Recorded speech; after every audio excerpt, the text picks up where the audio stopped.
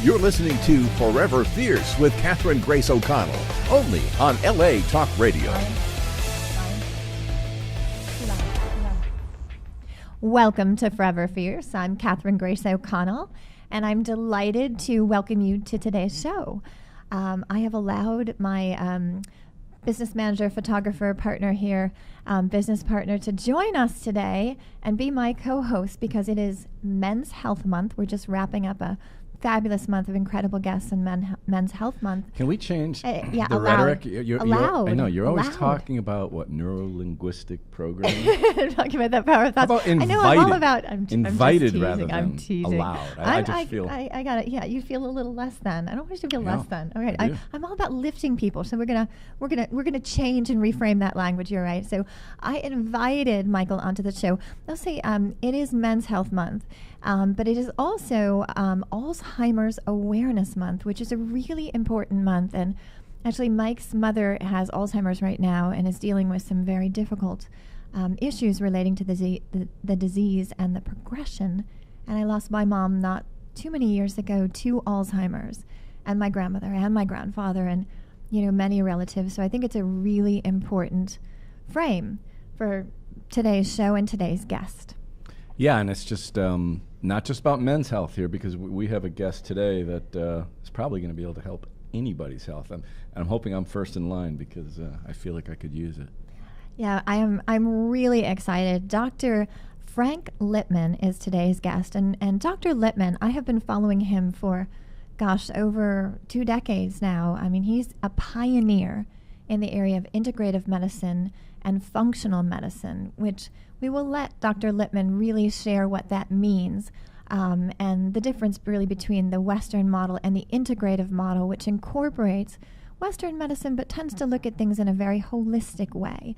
And Dr. Lipman, he is a big believer in health is so much more than the absence of disease. Health is really, a beautiful, emotional, spiritual, mental, all aspects of the body coming together in a sense of well-being. So I am delighted to welcome Dr. Lipman to today's show.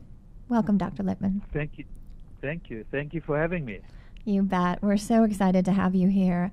And as I mentioned a little bit in our pre-call, everything that you are about is really about the whole person. So why don't we start? Our audience is generally a lot of midlife women. We have a global audience, primarily 35 and up, but there's really no age requirement. But many of them may have experienced some forms of integrative medicine, alternative medicine. But can you start by sharing with us what exactly is integrative medicine and functional medicine?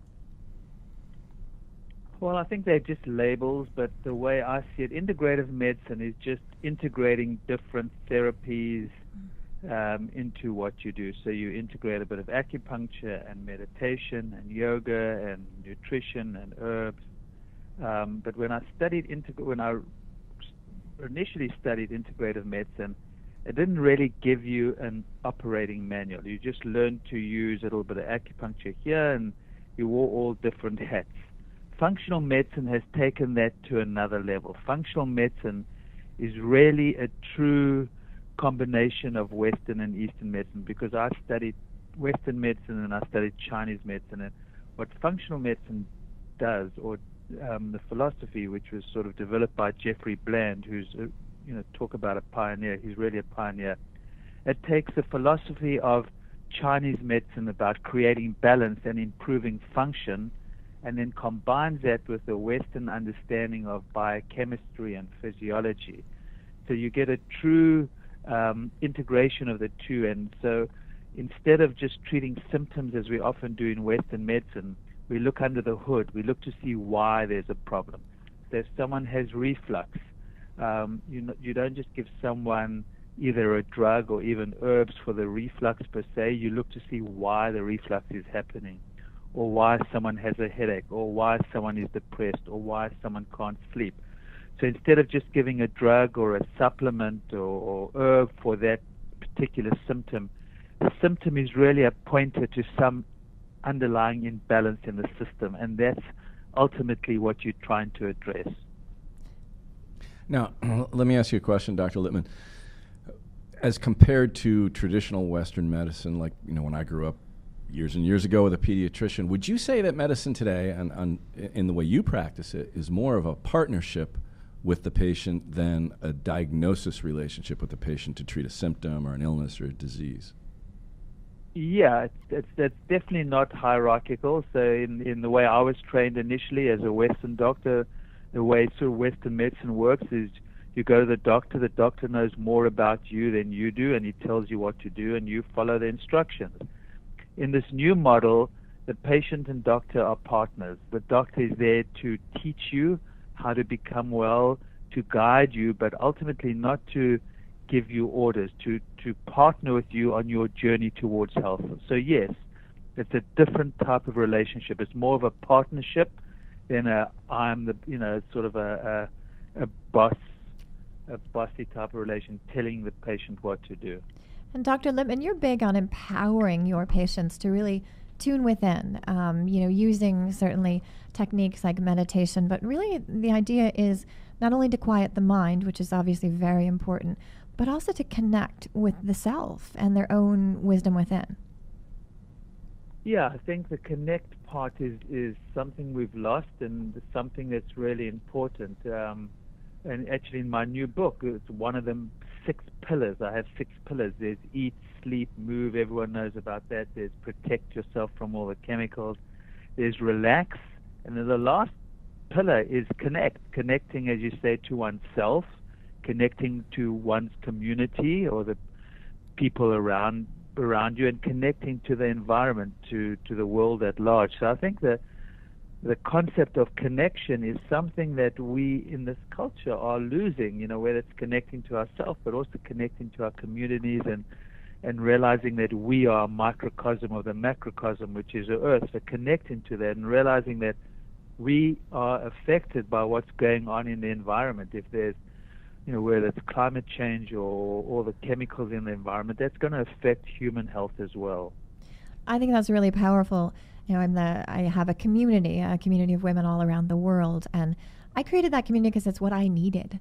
I needed a sense of connection. I think I shared with you in our little pre-call that I had Lyme disease, and Lyme disease, as you know, is a very strange illness, and it took me over 10 years to get diagnosed or misdiagnosed, really, until I had an integrative medicine doctor actually say, first thing, you've got Lyme disease. But the reason I share that is I was in a place of disconnection. Very common with Lyme people to be disconnected and isolated. People with depression tend to isolate, and the studies, as I'm sure you know, on the brain show that isolation actually causes depression. So what you're saying is vital for our community out there and everyone, men, women, children, to find their people to support them. Yep, find your tribe, as I say. Yeah, find your tribe. It's really important. It's very important. And if you can't find one, start one, right? That's right. If you can't find one, you go ahead. You can start one. Anyone can start one now. So speaking of tribe, I mean, this all started really with an indigenous culture and you learning from literally a tribe in South Africa. Is that correct? Do you want to share that story? Well, that was my first exposure to non-traditional medicine because I grew up in a medical family. I went to medical school, traditional medical school, and my first exposure to non-traditional medicine was with sangomas, or traditional healers in South Africa. And I noticed that sometimes the patients that we couldn't help, the patients used to call in the sangoma, and I noticed sometimes that they got better. And so that was my first exposure to non-traditional medicine, which made me open up my mind and realize there must be other ways. I didn't really study African medicine. In those days, it was just, I was fascinated culturally by the whole context of the culture and how medicine worked. I didn't really believe or had any interest in African medicine. I was in my mid-20s. It was just a realization that there's much more to healing than what I got taught at medical school. Isn't that the truth? I think we're all learning and evolving, and things are evolving rapidly. So you came to the United States, I believe it was in 1984, and obviously, Yep. yeah, things have changed dramatically. Back in the 80s, I think I was in just graduating from college, and we didn't know anything really about, you know, health and wellness and nutrition and food as medicine and, you know, meditation and all these incredible mind-body, you know, awareness, and certainly integrative and functional medicine. We've changed dramatically, Yep. yeah, since that time. And obviously we continue to evolve, and I think you had said something in one of the interviews I watched of you or listened to. Initially you were kind of a crazy person, and then all of a sudden you're a guru. Yep. As I always say, I went from quack to guru. When I got into this in 1984, I actually started getting into acupuncture, because when I came here and immigrated in 84, and I was already interested in some alternative stuff, but I didn't know much, and I was disillusioned with medicine. And there happened to be an acupuncture clinic in the South Bronx where I was doing my residency in New York. And I started learning acupuncture and realizing that, you know, working in the hospital and going to the acupuncture clinic, the Chinese medicine clinic, I realized early on in 1984, 1985, that the future of medicine would be a combination of the two, because at the hospital we were treating acutely ill patients, you know, heart attacks, acute asthma, acutely ill patients, and at the Chinese medicine clinic they were treating people who were tired and they had headaches and they were constipated. And I realized then and there that the two medicines worked for completely different types of patients. Western medicine was wonderful at crisis care and not very good at these common ailments that people have, because we just gave them drugs. And I realized that Chinese medicine was quite good at these common ailments, but wasn't particularly good at this crisis care. So I knew then and there that really it was easy to see that the future would be some combination. And when I gave a talk at the hospital about acupuncture, because I was excited to share my knowledge with the internal medicine department, because they had actually asked me to be chief resident, and I thought they would respect what I had to say, because I was offering them solutions to problems that they weren't particularly good at. So I thought this would be wonderful, but they, you know, thought I was crazy. So, and that was a lot, you know, for many, many years I was sort of considered an outsider and a quack, and what are you doing? This is nonsense. Did that ever make you stop and be discouraged and say, well, maybe this isn't the best idea? Well, what kept you going to keep that path? Well, I knew it was true. I had no doubt in my mind that, you know when you've seen something and you know the truth. So it wasn't even an issue for me. I knew, you know, that this was the way, and I knew that Western medicine was limited, and I'd found some techniques that were actually helping patients that we couldn't help. So it was so obvious. And, you know, maybe coming from South Africa, it helped, because you knew that the system was so rotten growing up.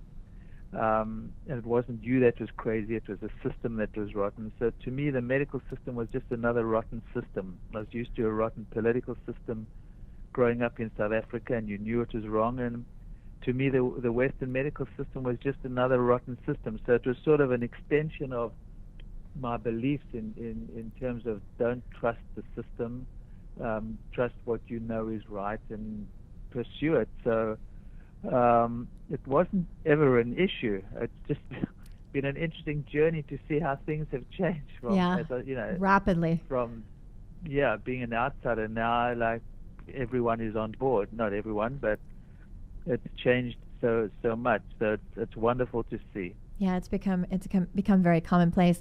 I'll share my how I got into holistic healing and integrative medicine. In 1991, I had my daughter, and there was an accident with the doctor, and I started hemorrhaging and was severely infected. And anyway, fast forward, I ended up on crutches, unable to walk, had torn all my ligaments because I'd been in this procedure for so long, and was down at Northwestern Hospital. I lived in Chicago, and I was on crutches, and I have a new baby, and I'm nursing around the clock, and I can't walk.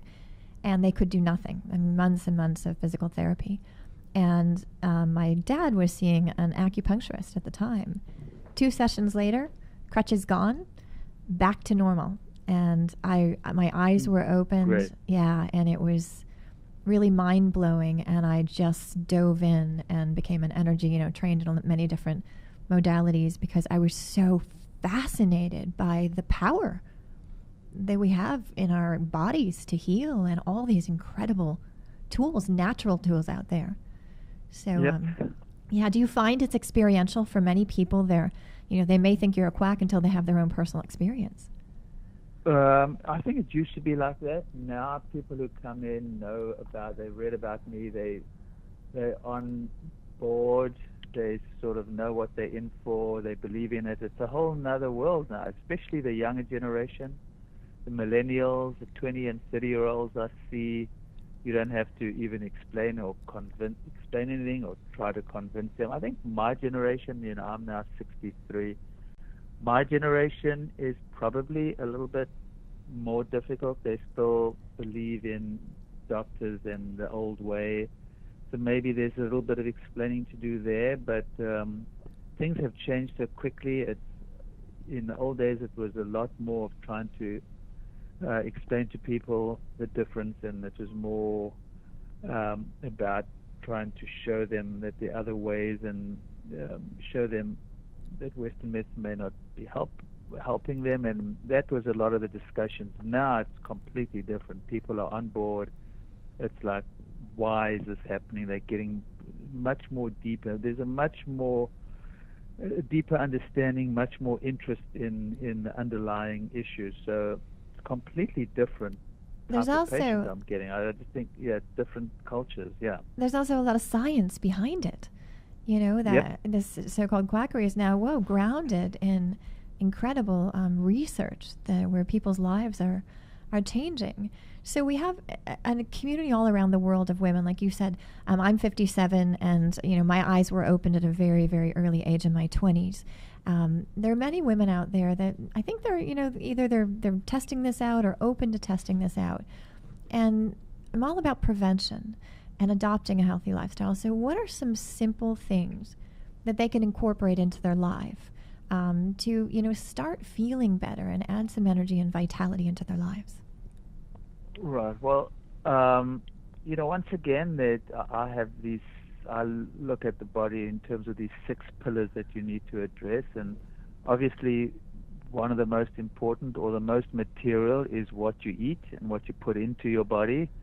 And I think for most people in America anyway, they eat too much sugar and processed foods. Now, obviously not everyone, but I think as a general rule, I'd say probably one of the most important things you can do is to cut back radically on the sugar and processed foods you eat. And I would even go one step further. As we get older, our capacity or ability to metabolize carbohydrates decreases too, and I see more and more people with what I call carbohydrate intolerance, or not being able to metabolize even healthy carbs well. So often I'm cutting back on carbohydrates for people, and that would include grains and even beans and some fruits. So there's no one right diet for everyone, but if I'm making general statements, I would say as people get older, and as a general rule, I tend to put people on a low carbohydrate diet.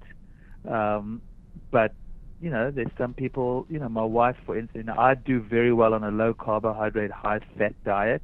That's healthy fats, whereas my wife needs more carbs, and she does better with that and less fat. So I think there's no one right diet for everyone. We talked, you talked earlier about Alzheimer's. This month is Alzheimer's month. Alzheimer's Awareness Month.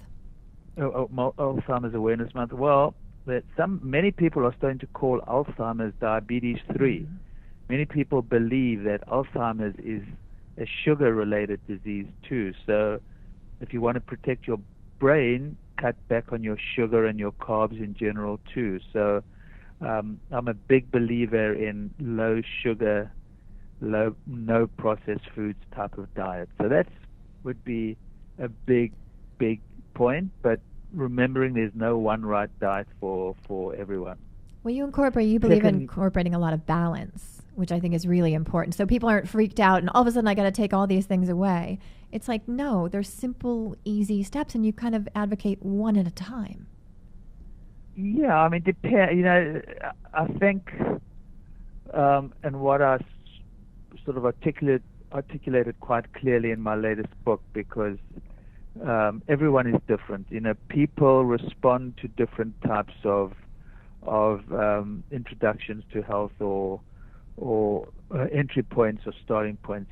For some people, for instance, I start people off on a cleanse, which is no sugar, no grains, no beans, and then we sort of give them herbs to clean out their digestive tract for 2 weeks. Now, that's pretty radical for some people.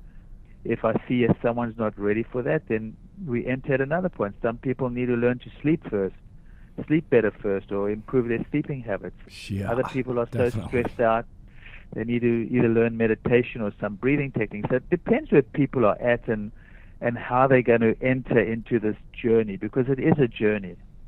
It is a journey. You're journeying into it, aren't you? Let's talk about the sleep issue, because that I'm saying that because it's important to me, because personally I don't sleep the way I used to anymore, and it's really difficult. And to me, I totally agree with you about the nutrition, but that sleep pillar is really critical. And I'm sure there's a lot of people in our age bracket that all of a sudden don't sleep the way they used to, and obviously there's lots of reasons why, but what's the best way to start to attack that?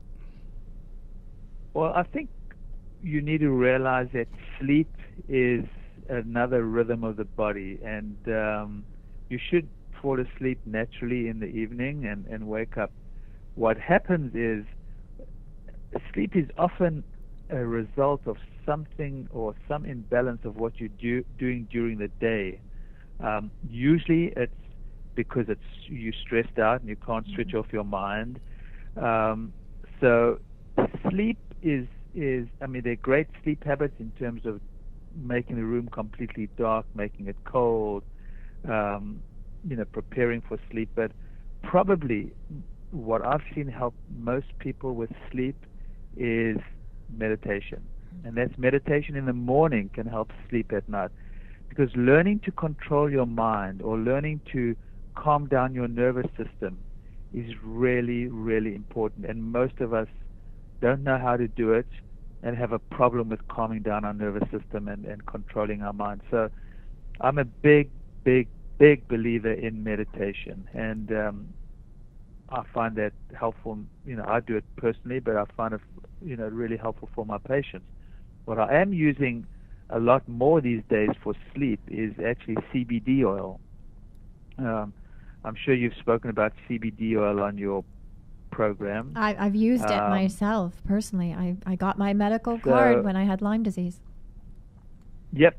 So CBD helps a lot of. I'm completely intrigued by CBD and its benefits. But one of the areas that I see it really help is just to help chill people out and to help them sleep better. So if you're looking for a quick fix, CBD oil could be a place to start. It's not a cheap fix. CBD oil, good CBD oil, is pretty expensive, but it's pretty effective.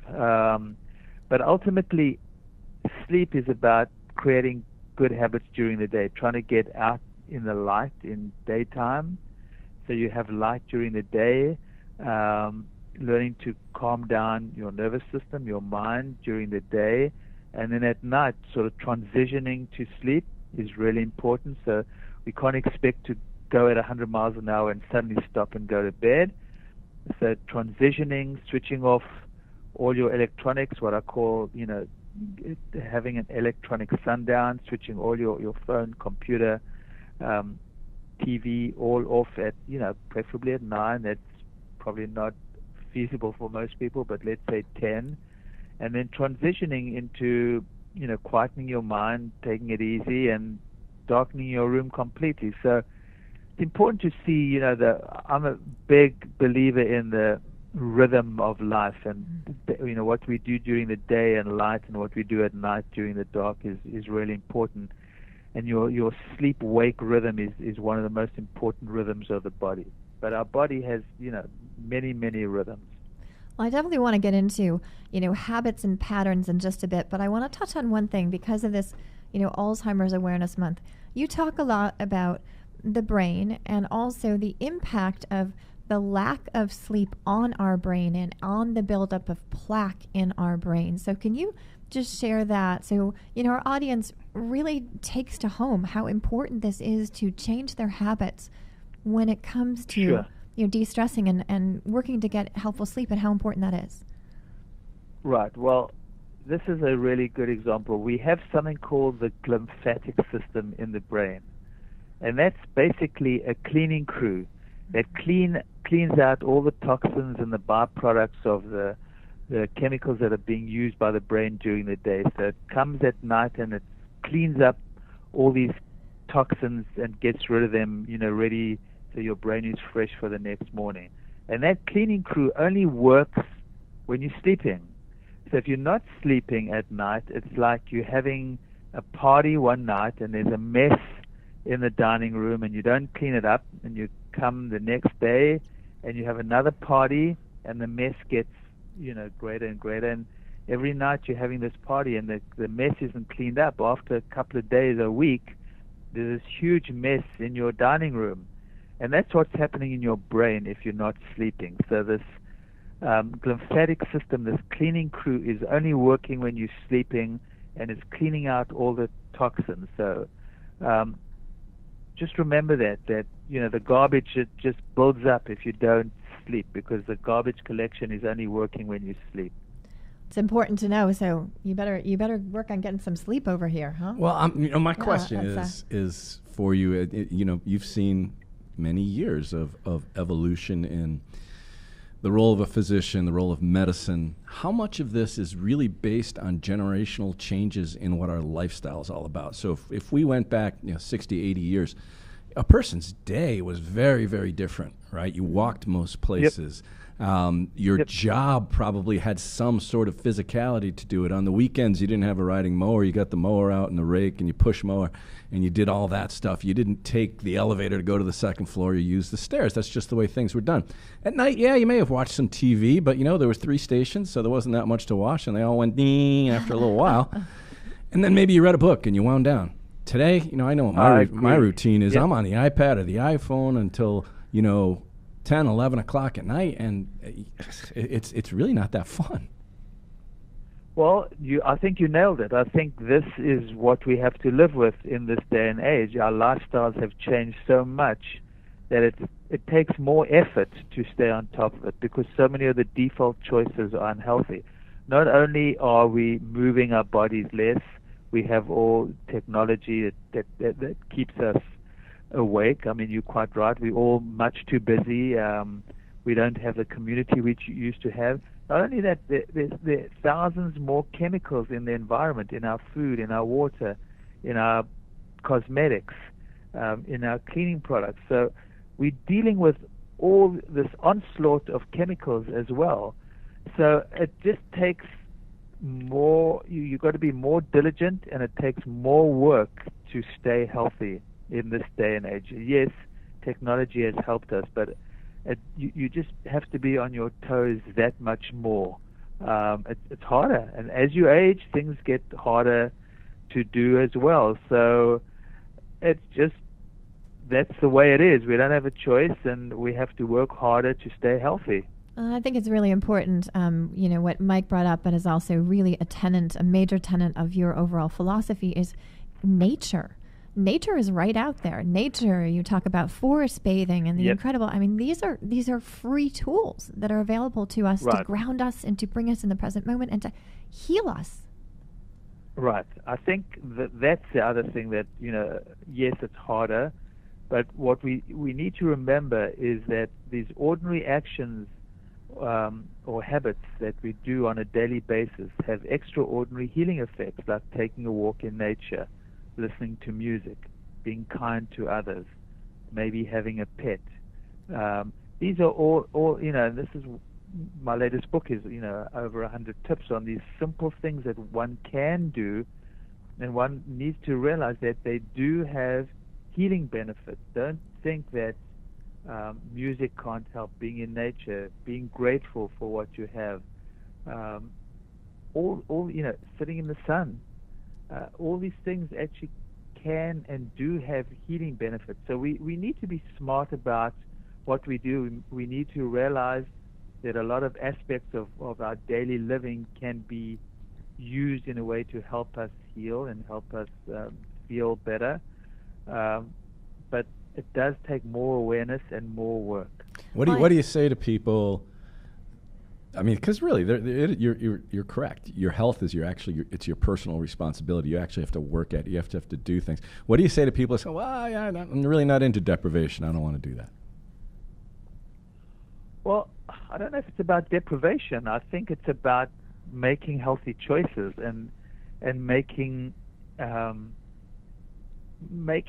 little things habits, because when something becomes a habit, then you don't have to think about it and you do it automatically. So when you see the effects of something, then you keep doing it. Like meditation is something you can tell someone meditation is going to be helpful to you and going to improve your mental performance. It's going to relax you. It's going to make you sharper. It's going to make you less reactive to the people around you at work and your family. But you got to do that and experience that. So you got to do that every day for a month to really feel the benefits. So my whole thing is people need to have a subjective experience of that wellness. And once they have that, then you got them turned on. And that's actually why so often I start in my practice with a cleanse, especially if people are ready for that. Because after the 2 weeks of changing their diet and taking a couple of supplements, people feel so much better. They've lost weight, they sleep better, their mind's sharper, that they want to stay on a variation of a plan. So the idea is to actually have people have some type of subjective experience of feeling better, and then they know and they want that. Otherwise, it's hard, sometimes to convince people by telling them, well, you're going to feel better. You need to get someone. The art of getting someone to change is getting them to actually feel better quickly. So the key is really, like you said, the patterns and changing our neural pathways, which is just, over time, you start creating a new groove. Over time, if you don't keep doing it, you're going to slip back into those old patterns. So you just mentioned something. You were big about supplementation and not overdoing, but clearly we have an audience out there of many women in perimenopause, menopause, going through various hormonal fluctuations. You talk about chi in Eastern medicine or mitochondria and integrative medicine. How can they boost those mitochondria, get that chi up, get that energy flowing, feel their best? What are some simple supplements or food as medicine recommendations? Right. So I'm all about targeted supplementation, but supplements are just one part of what I recommend. So if you want to get your chi and your mitochondria in particular going, and I think the mitochondria are the Western equivalent of the chi, of the energy, of the Chinese medicine concept. Mitochondria actually do better with fat. You don't want too many carbs. You want to feed them good, healthy fats. You want to keep the toxins out of your food. So you want to sort of organic, as free of chemicals as possible. So my diet and what I recommend is lots of healthy fats, good well-sourced protein, animal protein as well, as I'm not against animal protein as long as it's well-sourced. In other words, grass-fed meat and not factory farm meat, or organic chicken and not factory farm chicken. So the diet is important. I think meditation is once again really important. Exercise is crucial for mitochondria, especially things like interval training. High-intensity interval training is really good for mitochondria. Strength training can be good for mitochondria. Another great tip for your mitochondria is taking a cold plunge after a sauna or a very hot bath. So the heat to the cold, alternating extreme temperatures are extremely good for your mitochondria. And then there's supplements and fasting. Intermittent fasting can be very helpful for mitochondria. And then there's certain supplements that are wonderful for mitochondria. Things like alpha-lipoic acid, coenzyme Q10, glutathione, D-riboside, niacin. What else? Those are and magnesium can be helpful. So I personally, as we're getting older, all of us here, I include a lot of those supplements, but I also include, my hot and cold and my interval training and my intermittent fasting and a high-fat, low-carb diet. So I think these are all important for your mitochondria. They'll give you energy, and once again, they protect your brain too. I think Alzheimer's disease probably has something to do with mitochondrial dysfunction or low numbers of mitochondria too. We're not exactly sure, but I believe sugar's an issue, mitochondria are a big issue with Alzheimer's disease. Well, let's talk about the cells, because in the end, it comes down to how healthy our cells are. And our cells, so I want to get into this fat issue, because I know we kind of grew up back in the day when it was no fats and it's going to hurt your cholesterol and all these things. And clearly there's been a lot more information now, a lot more science to understand the way our cells work, the reason we need healthy fats, the receptors in our cells to be able to receive the nutrition and get it. We're only as healthy as that nutrition gets into our cells. So please dive into the fats a little bit more. What are some healthy fats? Why is it so important, for our cells to operate, to get that nutrition into them? Yeah, our bodies and our cells and the mitochondria in general do better, function better when you actually feed on fat than a lot of carbohydrates. Now, I'm not saying carbohydrates are bad for you. I just think we eat too many carbohydrates and our body relies on the carbohydrates for energy rather than fat. When you switch your body, what we call fat adaptation, when your body starts using fat for energy instead of carbohydrates, a lot of interesting things start happening, apart from feeling more energetic and not needing as much food and to eat as often. But a lot of the functioning of the cells improves as well, in particular the mitochondria. There's also what we know, we talked about a clearing system, the lymphatic system in the brain. There's this concept of autophagy, which is sort of a cellular cleaning system as well, which also works better on low carbohydrates and more fats and less chemicals in the diet. And so a lot of these mechanisms that we're finding out about seem to work better when the cells are functioning with good fats and not as many carbohydrates. So when I talk about good fats, I'm not talking about a lot of the trans fats and a lot of the fats in the processed foods and a lot of those vegetable oils that are heated and altered. I'm talking about fats made in nature, fats made by God. My philosophy is if it's made by God, or if it's made in nature, it's probably healthy for you. And if it's made in a factory or in a processing plant, it's probably not. So when I talk about healthy fats, I'm talking about avocado, coconut oil. Yes, coconut oil is healthy. Olive oil, eggs from pastured chickens, even meat from grass-fed meats. Please say bacon. Yeah. Please say bacon. He says bacon. Bacon. You talk about bacon. Yeah, bacon. Grass-fed bacon. Yeah, bacon. Yeah. Absolutely. I think we taught those. Yeah. It's not the animals that are necessarily healthy. If you don't want to eat animals for philosophical reasons, I get it, but not for health. I don't think eating well-sourced animals is bad for your health. I think it's probably good for your health. I see more vegetarians and vegans come in to see me who are nutritionally depleted than healthy people who eat animal proteins. So yes, do I think it's important to care for the animals and raise them well and feed them appropriate foods? For instance, cows are ruminants. That means they have two stomachs. They need to eat grass, not corn, which is what they're fed in factory farms. So it's the whole environment. It's the whole way we treat the animals, how we feed them.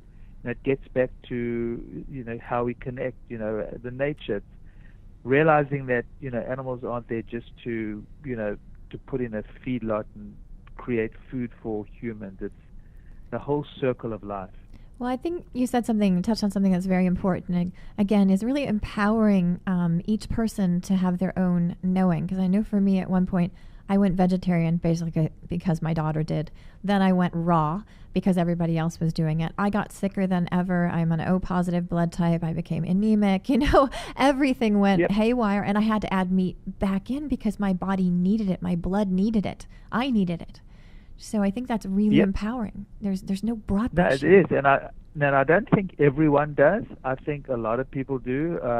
You can go by the blood type diet. Most people are blood O type, but I know some really healthy vegans and vegetarians. I mean, maybe over time they won't be as healthy. So I'm not saying it's not right for everyone that there's a vegan diet does violence to everyone. There's some people do well on it, but I would say the majority of people I see do better on eating some animal protein. How much is determined by, everyone's a little bit different, but most people I see do better on some type of low carbohydrate diet.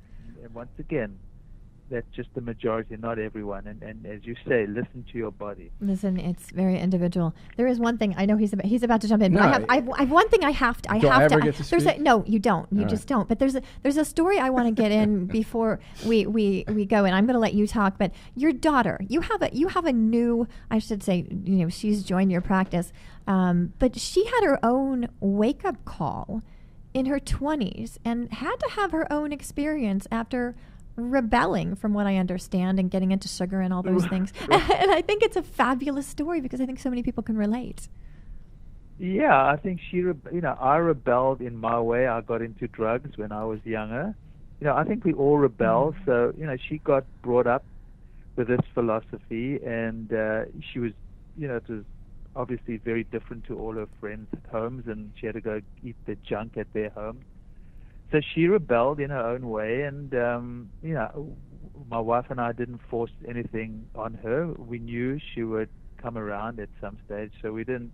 We just continued doing what we thought was right, and she developed her skin problems, and when she was in her 20s after college, and she realized that she didn't want to live like this. A young woman has to look pretty and has to have nice skin and whatever. And so she came around, and it's great. She found her own way, and she still rebels to a certain extent. She wants to find out things for herself.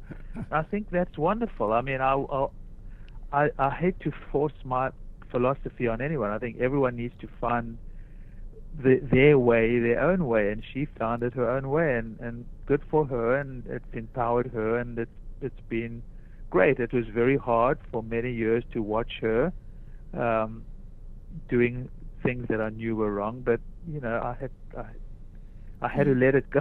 Letting go. Easy. That's a whole other show, letting go. Yeah. Yeah, and I hear you guys fight over the air conditioning, but yeah, I hear you. No, I think it's really... I'm sure she's got it, because I had to switch it off for the show. I'm sure she's bitching in her room now. No, I think that's a fabulous story, and I think a very relatable story. So now, what were you going to say, Mike? I want to go back to the diet, okay? So, the diet. Okay. And I'm going to preface this by saying Catherine had a little experiment a couple of weeks ago where she attempted the ketogenic diet, and a lot of what you say sounds like the ketogenic diet, except what I saw from this diet is it's really hard. It's very militant, and there's this you're either on it or you're not. You're in ketosis or you're not. Ketogenic diet is an extreme. Let's get clear. I'm more. I think a ketogenic diet works for some people, and I don't use it long term, but as a therapeutic diet for short term, and we tend to cycle people in and out. I agree, it's very, very hard. But I'm not really talking about a ketogenic diet. You really need to be committed, and I don't think it's necessarily right for everyone. I'm talking about more of a somewhere not as extreme as a ketogenic diet. Not that I'm against the ketogenic diet. I just don't think it's sustainable or feasible for most people. Yeah, and I want to dive in. I'm more about a low carbohydrate diet. So let me dive in a little bit in that. Because what I took from what you said is, it's really good when your body burns fat sometimes, but the ketogenic diet is kind of based on you always have to be burning fat. But what I thought I heard you say is that your body can go back and forth, and that's a good thing. Yes, Yeah, absolutely. I think it does. I do that all the time. I think you got to find, one of you guys said something about you don't want deprivation. It's about finding something that works for you, that you enjoy, finding a way that makes you feel good and vital and energetic. And I think my experience with the ketogenic diet with my patients is some people are, you really got to be dedicated, and I think it's hard to stay on for a long term, and I actually don't think it's necessary to stay on for a long term. Some people go in and out, and I sort of mainly I'm not ketogenic, but I do go in and out, and I think that's fine. But there are people who's sick and need, I have a diabetic, actually a type 1 diabetic, who needs, who reversed her diabetes on a ketogenic diet. She has to stay on her ketogenic diet, otherwise her sugars go off. So I think, once again, it varies for everyone, but I think the majority of people don't need to be on a ketogenic diet long term. I have to agree with you. What I learned a lot from it. What I learned really was to find the hidden sugar in everything. I began analyzing, hidden sugar labels and being able to read, certain sugar alcohols, and learning, certain kinds of stevia still are not really stevia, and there's all kinds of additions in there that affect your blood sugar. I mean, it was a great learning lesson, and I love healthy fat, so I love a lot of healthy fat, but the ketogenic diet just didn't have enough, fruits and berries and greens and all those things that I think are really, necessary, at least in my world. So, yeah, me too. I love all my greens and my berries, and so I think once again it's finding what works for you. But I am all for a ketogenic diet, no question. But I don't think most people don't need to do it continually. Yeah, that's what I found. So I want to make sure before we, tune off today, that people can find you. You have an incredible website. I believe it's bewell.com. You have a new bewell.com. Bewell.com, and I have an incredible new book, How to Be Well. It's really, really. I don't know if you have. Do you have a copy? Or I need to get one from Rachel. She's got to send me one because I would love to actually do a review on it. I'm really, really good. I mean, it's my best book. It's my 5th book. It's a real how-to book. I think I've really condensed this information, made it simple for people, given them how to actually get well. The tips on, there's something about the ketogenic diet, how to do it. There's something about other stuff on meditation, how to make more time for nature. There's a lot of sleep tips. That's a book full of really tips that are simple, and I think I had a wonderful partner writing it with me who really helped simplify a lot of this knowledge. So guys, run out to Amazon.com. I would imagine you can get it at any bookseller. Yep. How to Be Well. And I know your approach is not a linear approach. It's a very circular, mandala-like approach where they can jump it at any point. And we'll link the book and the website in the show notes. So if anybody is interested in grabbing that book, we'll get you a direct link there. We'll do that. And then you have a Facebook page with a pretty large community that I would imagine you would invite anyone in our audience to join to keep up to date. I do all my own Facebook and Twitter. I'm not good at answering questions, and I need to get more involved. But I post a lot of cool stuff on a lot of all new studies that I find interesting. Fantastic.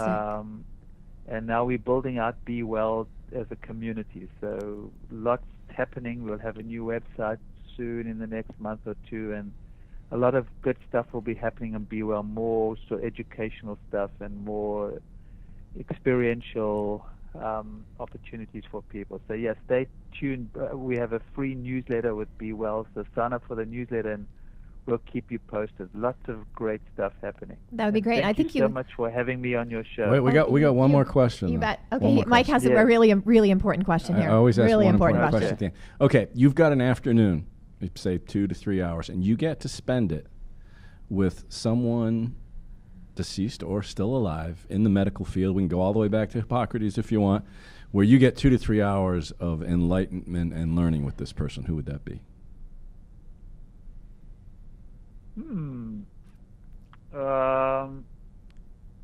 Well, I've had so many wonderful teachers over the years. They're all still alive.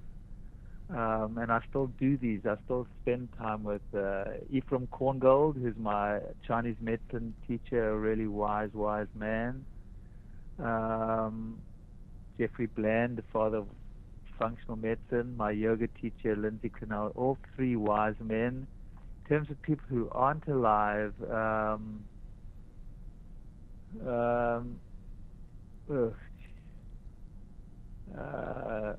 maybe someone like, how about, he's still alive, the Dalai Lama, I would love to spend time with. Oh, I'm with you. You know, it sounds good. I think you can get a table for 8 and you're going to have a great day. So Dalai Lama would be Nelson awesome. Mandela, I never yes. met. I would have loved to have met Nelson Mandela. Yeah, he would be awesome. Maya Angelou, she was one. I was Wayne Dyer. I have some big, and David Hawkins, some people who recently transitioned. this question wasn't to Yeah, you. I know. Sorry, I could jump in. You don't get to crash the party. I He didn't wanna say be at I the want to have table. lunch with Catherine Grace. It's a table Oh, of come on. 8. I just pulled myself up. So anyway, right. thank you so much for joining Thank us, you, Dr. guys. Lipman. It's been an absolute pleasure. Yeah, you as well. So you guys head on over. Dr. Lipman can be found at bewell.com, can be found on his Facebook page. Look for his new community. I believe you have a special on your page right now that ends at the end of the month. And head over to amazon.com to get his new book on how to be well. So thank you for joining us. Have a beautiful rest of your Thank you. day in New York And you City. too. Thanks so much. All right. Okay, Take bye. care. Bye. Well, that was delightful. You know, it's not often you get to talk to someone who's that immersed in being healthy. Like, I mean, he truly is holistic, right? I mean, a lot of people talk about that, but it's becoming more and more clear that the secret to not being ill is to be well. And being well takes initiative, it takes responsibility, and it takes making good choices. And I just really think that the way our society is today, it's really easy to make choices that really don't help you, and you have to be aware. I guess the big thing is you have to have an awareness, right? Yeah, he talked a lot about that. I think awareness within ourselves, and the more we meditate, which is a very simple, free thing. I know Dr. Lipman's a big, I believe, fan of Headspace. There's some wonderful little apps out there that you guys can download, start meditating, clear your brain, get these, and there we go. We have hopefully we'll clear this phone out of here. But there's some incredible, very simple tools and techniques to de-stress and change those patterns. Like you said, those habits become patterns and become neural pathways. And the more, we do the old patterns, the more we do the old patterns, but the more we affect change and become awake and aware and incorporate simple tools and techniques. So get his book, head over to bewell.com. Join his Facebook page. Join his new community on his website when it starts. Soon. Look out for that. I want to add in one thing, because it's something you're a proponent of all the time. Listen to your body. Use it as your own Listen to your biofeedback body. machine, right? If you're not feeling well, and just in general, change something. Look at what you're doing and say, hey, I need to change this. Let's try this. See if you feel better. Yeah, that's something we didn't get into. He's very big into biofeedback, but literally we are our own best biofeedback machine. We usually just don't get quiet enough in our minds to listen to what's going on. So you guys, it's the end of Men's Health Month. It is the end of Alzheimer's Awareness Month, and I think Alzheimer's has touched so many people, and there's so much about Alzheimer's that we can actually prevent, and we can teach our younger generations. They don't have to face these diseases. There's a lot we can do to stay well. So we care about your health. We care about your wellness. If you haven't joined our community, the Forever Fierce Revelation, join today, because as Dr. Lipman shares, connection, community, joy, friendship, kind and caring people surrounding you, it makes an enormous difference in your health, and that's free. Forever Fierce Revolution community is free. Community is free. Kindness is free. Serving is free. Meditation is free. Nature is free. Make use of it and go get that book. On national How to parks, Be Well. it costs $25 to get Well, in. I'm not. The beach, the forest bathing, whatever. There are some free forests. Forest bathing. They used to Forest call that bathing. camping when I was a Whatever, kid. Forest, that's a whole other. But okay, so camping. You guys, we care about you. We care about your health, and we are so grateful that you're here. And make those changes for yourself, and tune in. There's nothing better than being awake and aware. So, in the meantime, we'll see you next week. And cheers, beauties. Stay fierce.